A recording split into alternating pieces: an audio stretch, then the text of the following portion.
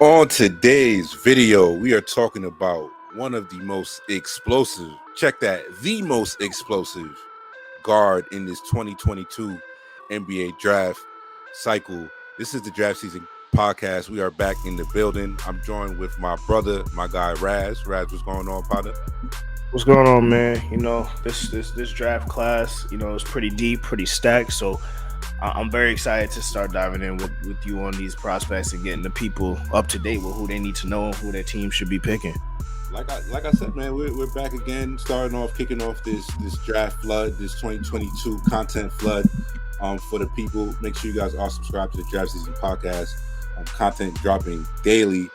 But yeah, man, let's talk about Jaden Ivey. There's a lot to like here. The tools jump off the screen. It doesn't take long to see the appeal.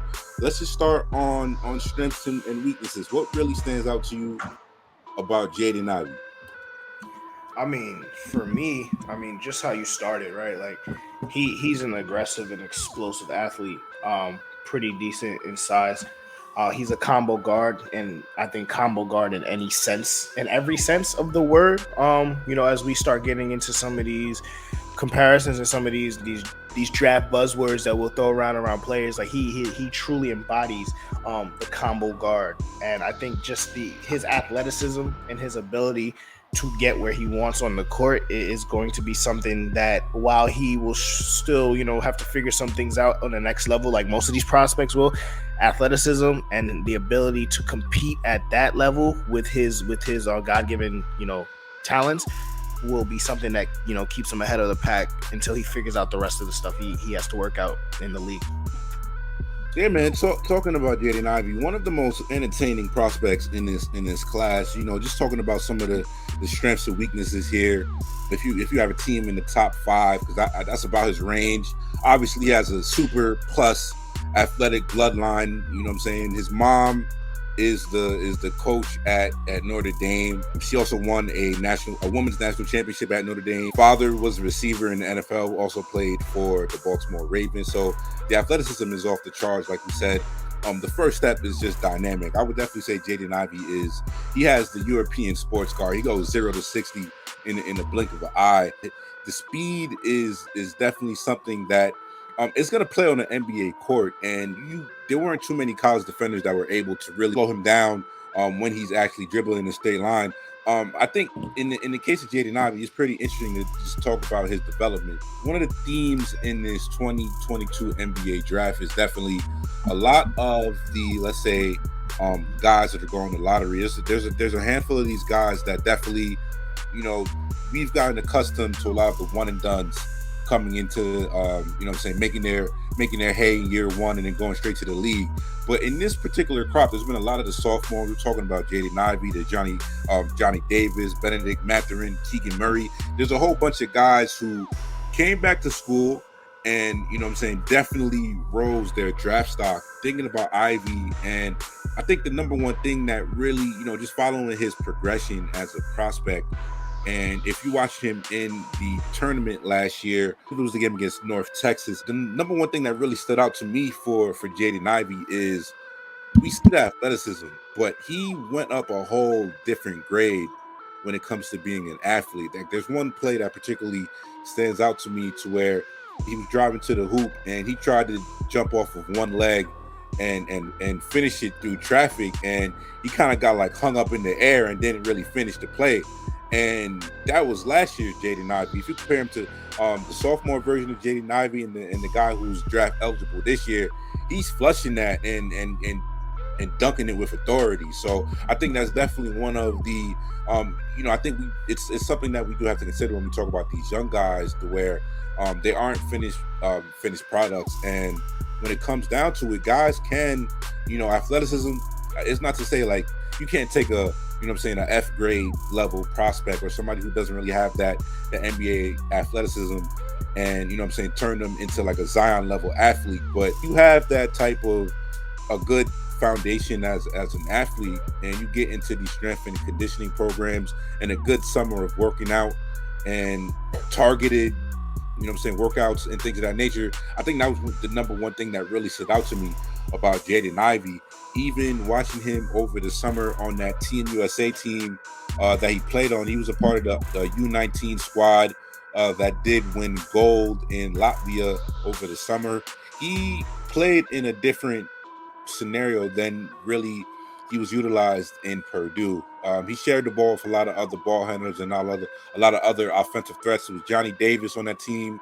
Who else was Kennedy Chandler was on that team. So he shared the workload, and he really stood out as one of the best perimeter players on that team. Specifically, he had a really good game against France in that gold medal game. So, I mean, just talking about Jaden Ivey for a second, and you spoke about the combo guard level of it, and I think that's a good point to speak about Jaden for a moment, because let's try and like hypothesize his role at the next level. And if you're taking somebody in the top 5, a lot of times we get into the theory of handing over the keys to your top 5 pick and letting them learn, what I'm saying, through trial and error, through a million ball reps, and eventually considering that they'll take that leap, and you'll see the progress that you want to make when your team is actually ready to win. So let's talk about where do you see in terms of, yes, he is a combo guard, but getting into his actual playmaking ability and long-term viability as a possible lead guard. Raz, we hate we hate draft comparisons. Obviously, we'll say that a million times over the course of this content. A common comparison that is made about Jaden Ivey is Ja Morant. Both of us are huge Ja Morant fans. I think there are a couple of huge disqualifiers in terms of that comparison, but what do you make about, like I said, his long-term athleticism, and let's say for the people who do throw out the comps? And I think I can see why people make the Ja Morant comp, but I think there are a couple, like I said earlier, a couple distinct differences in the two players. But what do you make of his long-term viability as a possible lead guard and those comparisons? So I think he has the ability to be a lead guard. I wouldn't take that away from him. I think as he first gets into the league, I think he's going to have to be the secondary ball handler. Somebody who's going to get downhill off the primary ball handler and kind of work on that spot up jump shot, which will serve him later in his career. But I do think he can be a lead ball handler for a team. I think, where the difference is between that comparison to him and Ja was light years ahead of him as a playmaker at this point. They both came out as sophomores, and Ja at this point was a much better passer. I will say, like, he's a willing rebounder. Albeit it was against college competition.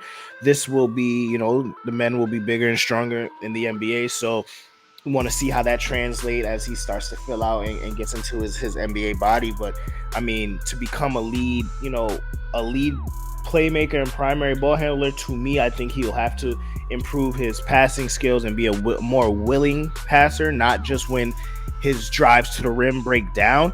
And I think that's also, people can yell at us and say that's kind of the old way of looking at lead ball handlers, but I do think, even with your gravity and with your driving and kicking and things like that, like, you still have to be precision with your passing, right? So I want to see him, utilize pocket passes and driving kicks a little bit more, so we can really see that development and that ability to become a primary playmaker in the NBA. But as of right now, I think the best role for him coming out will be that secondary ball handler who gets downhill and looks to score. And it's kind of like, we don't like comps, but I could see it more of a Donovan Mitchell or somebody in that kind of breath, where it's like, all right, he probably does need a point guard, but in a pinch, he'll be the one to run the offense and get buckets for you. Primarily for Jaden, the way I see it for his first couple years in the league is, I think first things first, I don't know what situation is I don't know, like, especially if we, like, later down the line get into possible landing spots for Jaden Ivey. I'm not sure which one of these teams are just going to hand over the keys to the franchise and say, go run 100 ball screen actions and learn. So I think that's one thing. Two, I think he's best primarily used as an attack guard and just a chaos creator. I think for somebody like him, I don't necessarily think slowing him down and having him run offense is the best way to really use his athleticism at this point. I would definitely say just in terms of his playmaking, I think two things that he improved on, which is why I agree with you. I don't think we can rule it out and say that he can't get to the possibility of being a lead guard down the line. But I think just in terms of how he improved his ball handling skills, comparing to year one to year two, I think that's a big reach for him, a big leap for him. If he's able to improve that throughout the duration of his rookie contract, I think he might be able to get to a level where he's able to really make those reads. I think primarily in terms of his playmaking right now, he is mostly a drive and kick type of playmaker. You don't see too many of these skip passes. You'll see from time to time he'll make those hit ahead, little lob reads to his big men, because he played with a couple good big men at Purdue. And I think giving him a really good roll man or a vertical lob threat would actually really help him out in that manner at the next level. But yeah, I think just in terms of Jaden, I think he really does need to actually. The big thing for me is where he ends up as a shooter. I think if he has he made a huge leap as a shooter from his freshman to his sophomore year. Went from about 25% on 3-point range to about 35% from 3-point range, which is a considerable leap for where he was at. I think even going back to a little bit of his playmaking, Synergy had him rated in the 84th percentile among players in the pick and roll ball handling. And shout out to Synergy. The stats are cool, but I think some context on those numbers are probably imperative for a guy like Jaden. I think he was best used getting downhill and finishing at the cup. He converted around 68% of his attempts at the rim, and he does really possess unique body control that allows him to really finish difficult shot attempts around the rim and lesser athletes couldn't really imagine being able to do. So I think another thing for Jaden, and I think getting back to the 3-point shooting for a moment, and he hunted his shot in especially like in half court settings. He's looking to, I think he definitely extended his range during this season, and he was looking to pull from deep behind the 3-point range. And I think that really kind of shows to you that comfort level, that if he's able to bring that range to the next level, combined with the first step, this is a really nasty combination who possibly not in this draft. I could probably see him going like a little bit higher in a different class. So I think another thing for Jaden that I would get your opinions on, what did you make of his defense? Because I do think the defense is a mixed bag with Jaden. So he has like the athleticism, right, to be the defender that everybody wants him to be. His wingspan is pretty good. Like, he's strong. Like, his quickness, he has like that explosion where he shouldn't be, beat on defense. And I think he gambles a lot, so that leads to some bad fouls and some spots where you don't need him to. It leaves him out of position and allows players to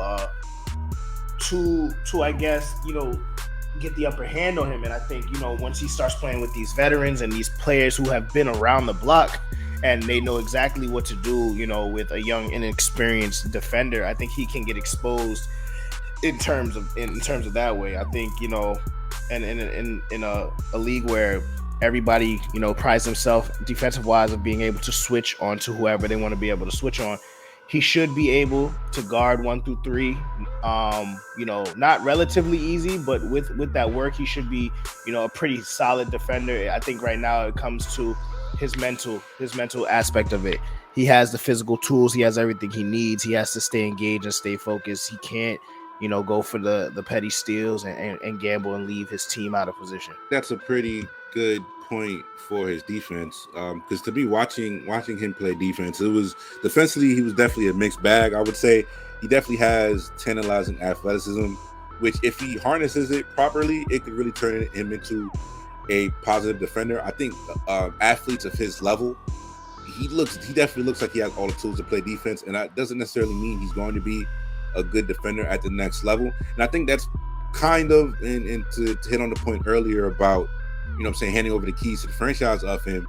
And I would watch out and not necessarily say, is that really the best way to develop guys? Because I do think when you're exerting so much, energy on offense, you're going to take off some plays on defense. I think if you give him a moderate usage rate on offense early in his career, I think he's going to have more energy to really harness and focus in on defense. Off-ball actions can definitely be an adventure with Ivy. I think sometimes he can rely a little bit too much on his athleticism to recover late.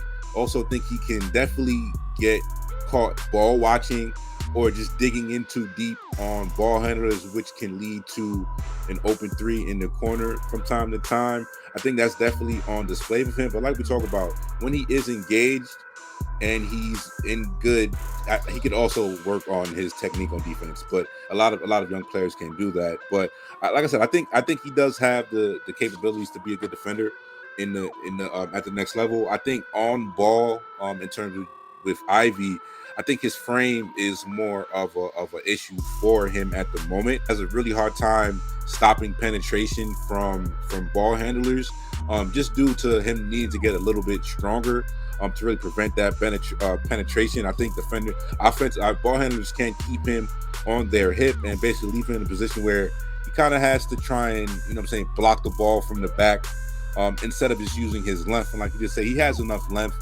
He didn't get tested or he didn't get tested at the combine, so we know his official wingspan, but it's his wingspan, I'd probably say like in the 6'8" to 6'9" range, around there. And I think on top of it, for his last point about his defense, just needing to improve his screen navigation, because that also was something that he definitely can die on screens, which is part of it is a strength thing, but part of it is also just needing to take better screens, navigating through those type of actions on the court. Like, my last thing about his defense is, and like I said, these aren't, I wouldn't really categorize these as health sense or death sentences that really can't be recovered from. But Ivy definitely can play hero ball defense. I know hero ball is usually something that we leave for basically offensive or shot selection, but sometimes he just needs to be a little more solid. You don't always need to jump into passing lanes or try and block every shot. Just staying disciplined on defense. And throughout the long course of the game, for the most part, coaches would rather see you just be solid instead of trying to be Superman and giving up easy plays. Landing spots in the lottery. What do you like best for Jaden Ivey? Where do you think he could really flourish or hit the ground running? Selfishly, right? Spoiler alert, guys. New York based show.